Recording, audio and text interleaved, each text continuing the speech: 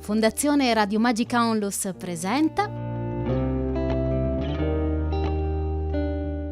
Gli anelli da ginnasta di Dante Cavazzini. Illustra Paolo Cossi.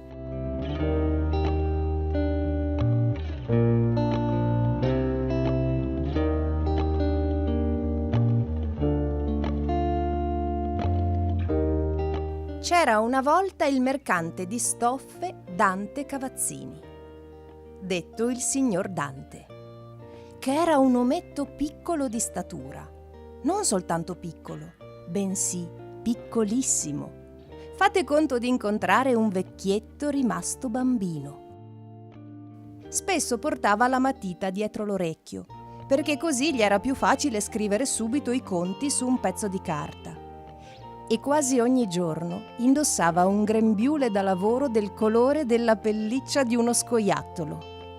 Era nato in Emilia nel 1890. Aveva pure fatto la guerra e quando aveva circa 30 anni, esattamente nel 1921, era arrivato a Udine, dove aveva aperto un importante negozio di stoffe e lo aveva chiamato Al Ribasso.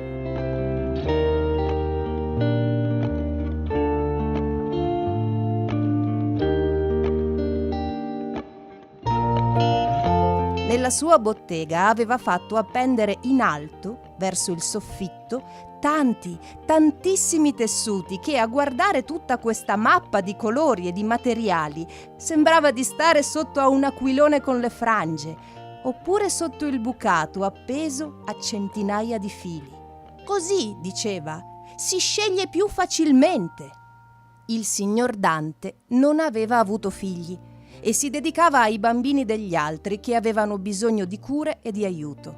Lui e la moglie Aminta regalavano coperte, giochi e medicine e in città erano conosciuti per la loro generosità.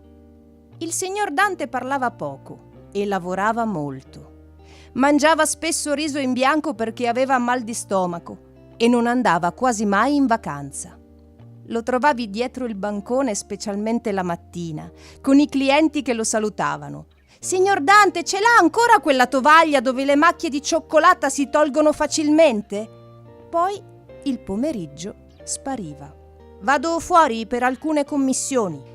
Invece saliva ai piani superiori, dove c'è ancora, dietro il museo, il suo appartamento. Lì il signor Dante diventava subito un altro. Chiuso nel suo bagno, intento in solitudine a fare gli esercizi da ginnasta, con le mani appese a due anelli neri che pendevano quasi fino a terra, si trasformava ogni pomeriggio in un principe alto, il capo di una tribù di abitanti lunghi, intento a divertirsi al caldo dei tropici o in vacanza a prendere il sole sulla spiaggia dalla sabbia color oro.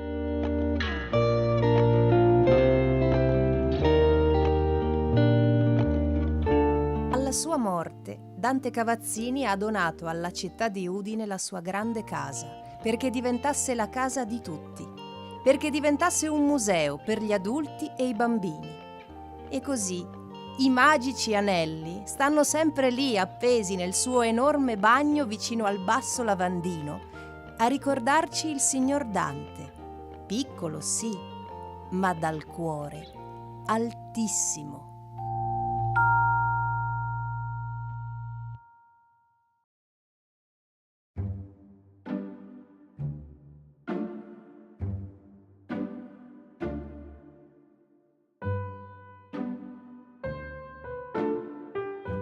Fondazione Radio Magica Onlus ha presentato Gli anelli da ginnasta di Dante Cavazzini. Appartamento di Dante Cavazzini, oggi Museo d'Arte Moderna e Contemporanea, realizzato nella prima metà del Novecento, Udine.